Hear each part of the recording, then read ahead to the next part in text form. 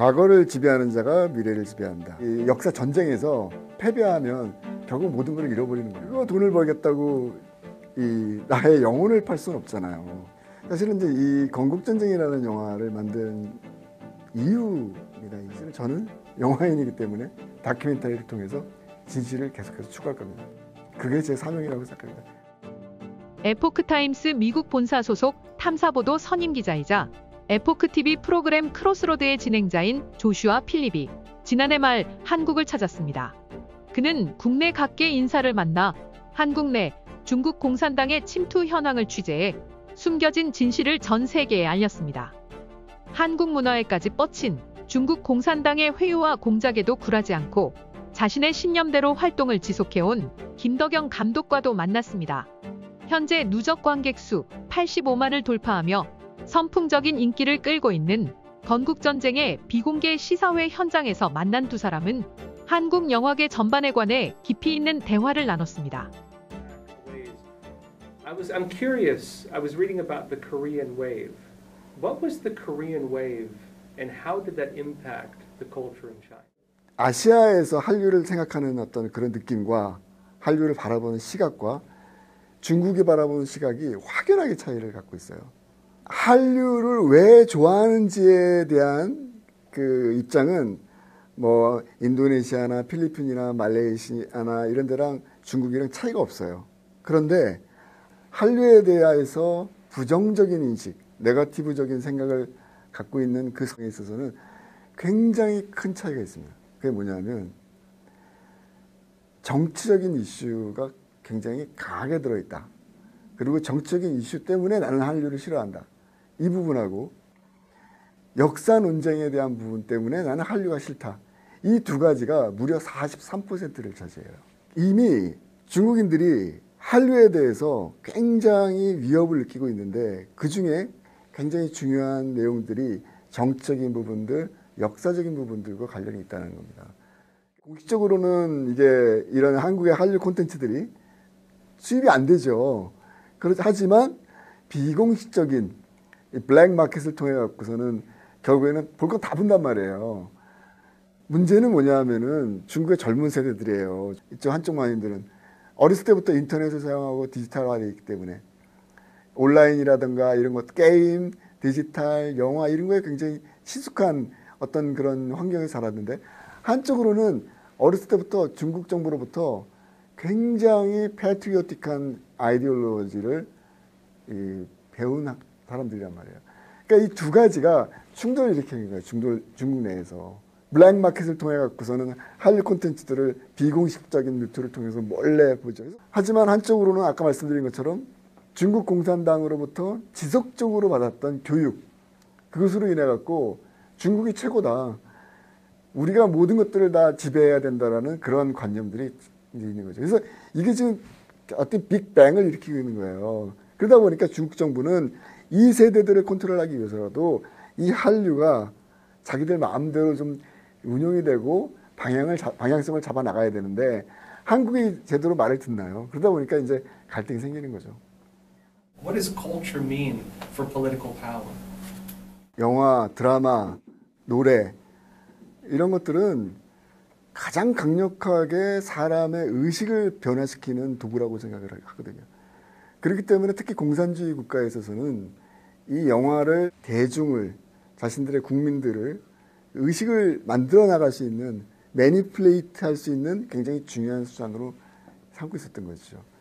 그런 측면에서 가장 중요한 사례가 작년에 장진호 전투라 그래갖고 중국 공산당에서 이거를 적극적으로 지원했어요. Chinese government support this movie with so much money. 그러니까 이거는 뭐 중국 정부가 만든 영화예요. 어떻게 보면은 미국과 중국 사이에 무역 전쟁이 일어났던 시점이거든요. 중국은 그 영화를 통해서 미국을 이기고 싶다라고 표현하고 싶었던 거예요. 중국 사람들의 의식을 통제하고 중국이 언젠가는 미국을 뛰어넘어갖고 미국을 굴복시킬 수 있다는 이야기를 할 수 있기 때문에. 근데 이 영화가 무려 9억 달러를 벌어들였어요. 9억 달러. 이 수입의 99.9%가 중국에서 발생을 했어요. 보통 영화가 만들어지면 자국에서도 수익을 올리지만 해외에서도 수익을 올리죠. 한국 영화도 마찬가지고 미국 영화도 마찬가지고 대부분 그래요. 근데 이 영화는 99.9%가 수익을 중국에서 올렸다는 얘기예요. 이건 그냥 중국 사람들을 위해서 만든 영화죠.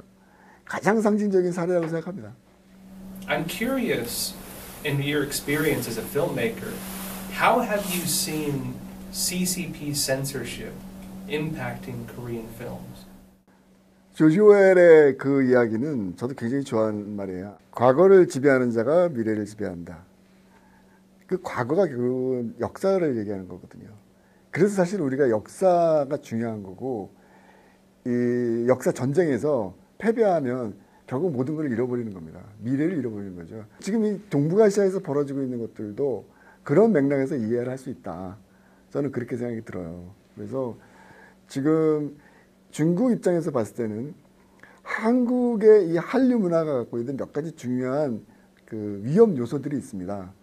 그 중에서 이제 가장 중요한 게 뭐냐면은 저는 굉장히 이 어떤 자유로운 사고, 그러니까 일종의 이제 freedom and liberty 이런 이야기들, 굉장히 인디비주얼하고 굉장히 프라이버시를 강조하고 이런 것들은 사실은 중국의 굉장히 컬렉티브한 집단주의와 그다음에 공산주의하고는 어울리지 않는 거거든요, 사실은. 그러니까 이런 것들이 계속 밀고 들어왔을 때 궁극적으로는 중국 정부가 추진하고 있는 이 자신들이 세계를 장악할 수 있을 거라는 그런 호프가 사라져 버리는 거거든요, 발행이. 그렇기 때문에 한류가 인기를 얻으면 얻을수록 중국 정부 입장에서는 일종의 이제 한국말로 눈엣 가시 같은 존재죠. 또 하나 재미난 게 뭐냐면은 한국의 사드 배치예요. 이 미사일이 한국에 배치되는 시점과 중국이 한한령을 통해서 한국의 콘텐츠를 금지시킨 것이 일종의 우연하게 절묘하게 또 맞아 떨어진단 말이죠. 우리가 보통 이제 문화는 문화적인 논리로 로직이 다르단 말이에요. 그런데 계속해서 정치적인 이슈, 역사적인 이슈가 계속 겹치는 거예요, 이렇게. 사드 배치가 되면서 중국 정부가 한국의 문화들을 모두 다 블락시키는 이런 일들. 그러니까 이런 것들이 지금 한반도 이 동북아시아에서 벌어지고 있는 굉장히 중요한 현상이라고 저는 생각을 합니다. The CCP's directives of forcing films to show socialism, how has that impacted Korea? 2020년도에 유럽에서 제가 축구를 취재를 했어요. 축구 다큐멘터리. 벨기에, 아이슬란드 뭐 이런 곳에서 굉장히 재밌게 만들었어요. 어떻게 보면은 축구 다큐멘터리를. 저도 이제 일종의 이제 디렉터이기도 하지만 또 이제 프로듀서이기도 하고 어쨌든 뭐 콘텐츠 이제 프로바이더이기도 하고 뭔가 셀링을 해야 되잖아요. 팔아야 되잖아요, 이거를. 그래서 이제 노크를 한 거죠, 중국 쪽에. 그래서 협상하는 과정이. 근데 사실 뭐 프라이스라던가 그다음에 이제 내용에 대한 수정이나 이런 것들은 뭐 당연히 있을 수 있는 거라고 생각이 들어요. 또 그렇게 해야 되고. 왜냐하면 중국의 사정에 맞게 중국 시청자에 맞게끔 뭐 약간 변형을 해야 되는 부분은 당연한 거기 때문에 I accept all. 그런데 suddenly one day Chinese agents call me. Hey, Young, you have to change your family name if you want to succeed this deal. My family name is Kim. Kim is very typical Korean family name. So everyone knows, oh, he is Korean. 받아들일 수 없다는 거죠. 그래서 물론 나는 I said no. 그거 돈을 벌겠다고 이 나의 영혼을 팔 수는 없잖아요. 이게 지금 한국에서 벌어지고 있는 일이에요. How have you seen this type of influence from China? You know, money and influence and so on and pressure. How have you seen that affect filmmakers? 사실 솔직히 말씀드리면 그렇게 위협적으로 느끼지 않아요. 중국은 거대하죠. 13억 인구라는. 근데 사실 이거는 굉장히 오래전서부터 히스토리컬하게 문화적으로는 사실은 그 우리가 중국에게 반대로 영향을 준 부분도 많기 때문에 크게 그렇게 위협적으로 느끼진 않아요. 물론 자본의 관계로 봤을 때는 이 돈이 많이 들어오면 좋죠. 그런데 저는 돈에는 두 가지 종류가 있다고 생각합니다. 검은 돈이 있고 아주 선한 돈이 있다고 생각해요. 물론 선한 돈이라는 표현도 좀 어색한 표현이기도 하지만 그러니까 무슨 뜻이냐면 우리가 자본주의에 살고 있는 우리가 정상적인 방법으로 우리의 이익을 창출하는 것과 비정상적인 방법으로 이익을 창출하는 것은 다른 거거든요. 비정상적인 방법으로 이익을 창출할 때 불법이 만들어지는 거거든요. 나의 패밀리 네임을 바꾸라고 하는 순간, 내가 만약에 그걸 받아들이는 순간 그 이상의 것들도 저는 받아들이게 되는 거죠. 그렇기 때문에 이제 점차 한국에서도 한국의 감독들이 이걸 깨닫고 있어요. 그러니까 예전 같은 경우에는 중국이 워낙 거대한 시장이기 때문에 중국이 이익이 된다.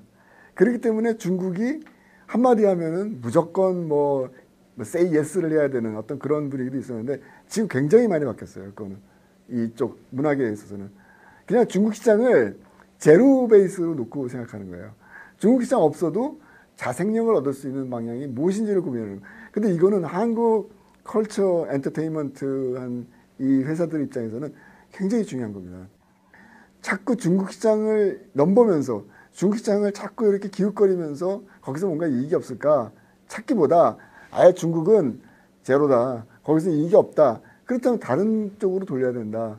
시각을. 그것이 동남아시아에서 한류가 빅뱅을 일으킨 굉장히 중요한 원인이라고 생각합니다. 지금 한류는요. 영화, 문화, 음악까지 다 해서 단순히 동남아시아뿐만 아니라 유럽, 심지어는 동유럽, 또 심지어는 러시아, 또 심지어는 저 멀리 라틴 아메리카까지 영향을 미치고 있어요. 저는 그 중요한 모멘트가 중국 시장을 포기했다는 표현이 적당할지 모르겠지만 중국 시장에 대한 그 이익을 많은 영화 관계자들, 드라마 제작자들이 제로 베이스로 놓고 시작을 하겠다는 각오가 있었기 때문에 가능하지 않았나 그렇게 생각합니다. I think this is why CCP films and movies, nobody wants to watch them. I think Chinese communists neglect nature of the human and humanity. That's why their movie, their contents, their story could not welcoming to the world people, I think. But do you think that China, the CCP, claiming ownership over Korean culture, what does that mean for Korea? 동북공정에 관한 부분들은 뭐 이제 한국 사람들 다 알고 있고 그게 이제 사실은 2000년대 초반부터 이제 중국 정부가 굉장히 야심차게 준비했던 프로젝트예요. 근데 어쨌든 자기네들이 모든 것들을 지배하고 자기네들이 최고다 이 얘기를 하고 싶은 거예요. 역사적으로도 그렇고 문화적으로도 그렇고 문화라는 거는 서로 주고받고 하는 거예요. 그리고 아이작 뉴턴이 그런 말을 했어요. 이 거인의 어깨를 딛고 세상을 바라본다.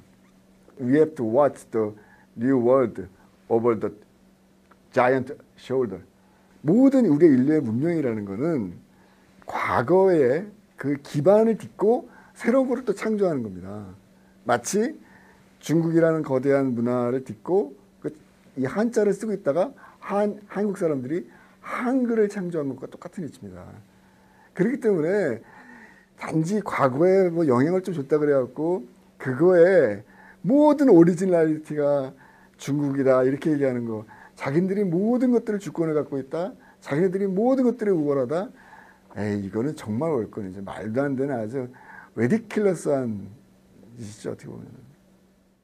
Why do you do what you do? What is it that you see as important and valuable in film?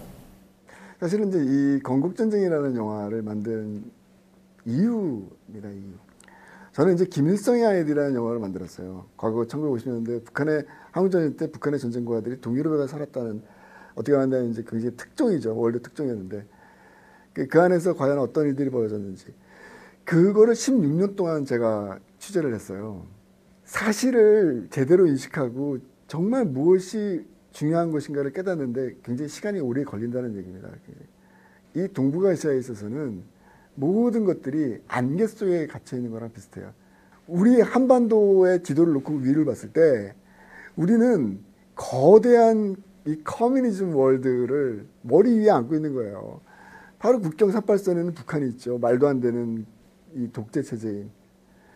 거대한 중국이 있죠. 또 거시는 또 러시아가 있습니다. 사실. 그러다 보니까 진실을 알리는 것이 굉장히 중요하다. 커뮤니즘이 무엇인지 알리는 것이 굉장히 중요했기 때문에 저는 이제 이런 영화들을 계속 만들고 있고, 그 기본적인 바탕은 저는 freedom and liberty and democracy, 이것이 사실은 굉장히 중요하다고 생각합니다. 그러니까 결국은 정치체제, 사람들의 의식을 지배하는 정치체제, 이것이 굉장히 중요합니다. 사실은. 그렇기 때문에 이제 이런 영화를 통해서 진실을 알리고 우리가 추구해야 될 미래지향적인 세계가 무엇이어야 되는지, 그리고 무엇이 잘못되어 있는지, 그리고 누가 거짓말을 해서 자신들의 이익을 추구했는지. 여기 보시면 이제 이승만이라는 인물이 이 영화에서는 메인 캐릭터예요. 주인공인데 70년 동안 이승만은 한국인들에게 독재자, 살인마 이런 식으로 인식이 됐어요. 그런데 사실은 그게 아니거든요. 실상은 그게 아니거든요. 다 거짓말이었어요. 그거를 밝혀내는 작업들이 이 영화에서 담겨져 있습니다. 그러다 보니까 이것도 한 3년 정도 I've been researching 3 years from finishing this movie. 근데 결국 제가 중요하게 생각하는 것은 그런 가치, 자유와 민주주의의 가치, 그리고 인간성, 그리고 이 truth. 저는 이것이 굉장히 중요하다. 제가 이제 이 영화를 만들면서 3년 동안 리서칭하면서 깨달은 건데, 한국은요 70년 전에 이미 공산화되었어야 된 나라예요. 그럴 수 있었던 나라고. 근데 그렇게 안 됐잖아요. 이 굉장히 중요한 얘기입니다. 그러니까 우리 지도를 보자고요. We could realize the location of Korea. Where is Korea located in the world map? 거의 거대한 그 공산주의 체제, 전체주의 체제, 독재 체제가 있는 거예요. 그 중에 이 한반도에 코리안 페닌슐라의 반쪽이 지금 한국에 있는 거예요. 한국만의 독특한 문화적 경험과 자산이 있다는 얘기거든요. 저는 이것이 미국이 추구하고 있는, 많은 전 세계의 선진적인 국가가 추구하고 있는 프리덤과 리버티, 이 데모크라시와 관련이 있다고 생각합니다. 그 시대가 굉장히 우리한테는 굉장히 위험한 시기였어요. 분명한 것은 그 주사파와 이 좌파가 결합되어 있는 이 친북 정권, 친북, 친중 이 집단이 한국 사회를 변화시키려고 했다는 것이거든요. 우리는 받아들일 수 없죠. 우리가 승리할 때까지 진정한 자유와 우리의 인간성을 회복하는 그 싸움이 끝날 때까지. 그거를 위해서 사실은 저는 영화인이기 때문에, 다큐멘터리 영화를 만드는 사람이기 때문에 다큐멘터리를 통해서 진실을 계속해서 추구할 겁니다. 그게 제 사명이라고 생각합니다. That is my mission.